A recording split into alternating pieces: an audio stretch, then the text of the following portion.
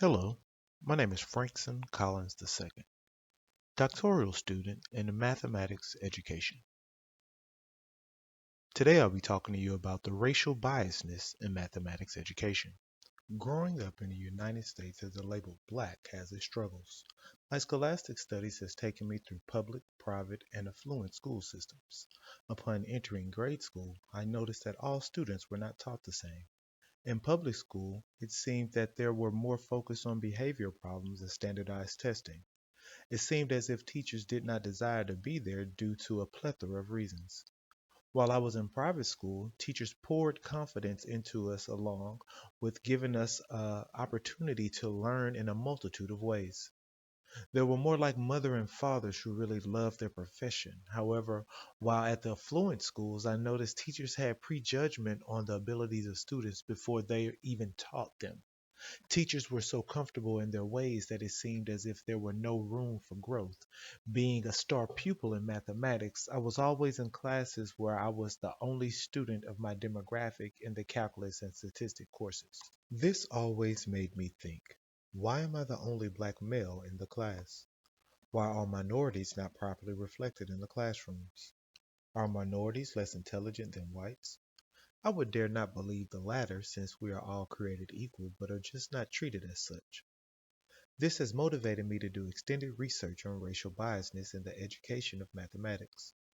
This is a topic important because we are moving in an era where whites will no longer be the majority. Based on the census by 2035, the minorities in the United States will outnumber the whites. However, data shows that the average teacher in the United States is a 37-year-old white woman. Therefore, does racial biasness exist in mathematics education? Teachers are unconsciously biased in the class. Let's call it the unknown unknown. The research conducted on this theory was completed by four professors from four different regions of the United States: Dr. Gentrick from USC, Dr. Chippian from NYU, Dr. Lubinsky from Indiana, and Dr. Thacker from University of Texas San Antonio. The same issue that I experienced as a child is confirmed in this research. Women and people of color are underrepresented in STEM-related fields. Furthermore, these cultural stereotypes have affected the way the students are graded. However, the results from the data were quite shocking. Therefore, that created an assignment with the same response but name on one paper Todd, a white male sounding name, and the other Shanice, a black female sounding name. Teachers from different ethnic backgrounds were asked to grade the assignment. Here is a picture of the question and the results from the data. From the data, we can observe that the teacher of color gave higher grades to the white sounding name than when they saw the black and the Hispanic name for partial credit response, whereas white teachers grade males higher than they grade females. Furthermore, teachers of colors grade white students higher than they grade students of colors, in both boys and girls. Also, white female teachers grade boys higher than girls for the incorrect responses, which make the results interesting. It is important to help teachers more accurately assess their students' academic strengths and weaknesses. Elizabeth Miner of National Louis University completed research on achievement gaps between blacks and whites. Throughout her research, she noticed that blacks advanced mathematics students have significantly lower test scores and are less likely to be proficient at all mathematics skills when compared to white advanced mathematics students, who have pre-calculus as their higher level of mathematics. Little research has focused on achievement gaps within the courses themselves. She used the educational longitude study to analyze her dataset. Table 1 shows that African American advanced mathematics students scored 13 points lower on the 12th grade mathematics test than white advanced mathematics students. Model 3.1 shows that much of the initial significance difference was related to the student's prior achievement and background characteristics. Additionally, the initial significance racial difference in the proficiency at level 3 mathematics skills subdomains were related to prior achievements and students' background. However, when students' course taking prior achievement gaps and background characteristics were considered, African Americans advanced mathematics students were significantly less likely to be proficient in both level 4 and level 5 mathematics skill domains. Dan Beatty created a framework for understanding whiteness in mathematics education. Only a handful of scholars address whiteness in mathematics education in any form. This lack of attention to whiteness leaves it invisible and neutral in documenting mathematics as a racialized space.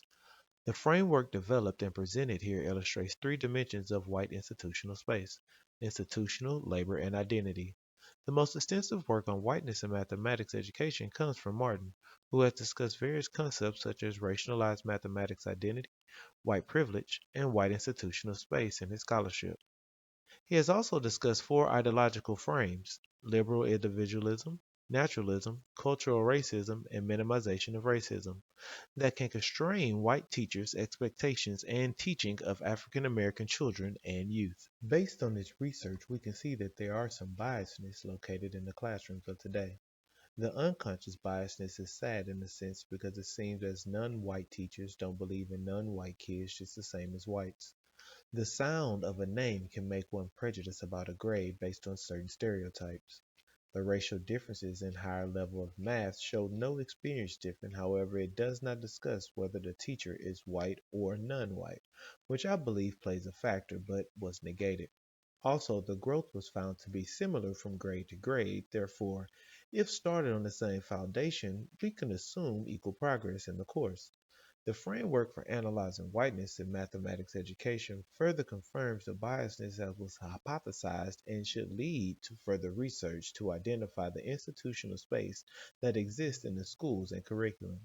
Being able to identify these spaces should allow for them to be filled with a non-biased product that can equally educate today's student regardless of their race.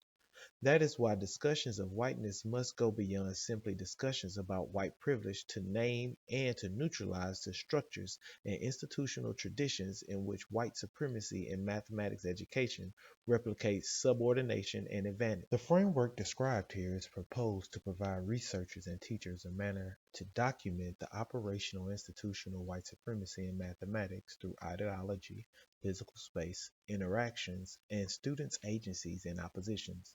My hope is that as this work continues, this framework will become more detailed and targeted towards the ways that privilege and oppression gets reproduced in mathematics education. Thank you for your time.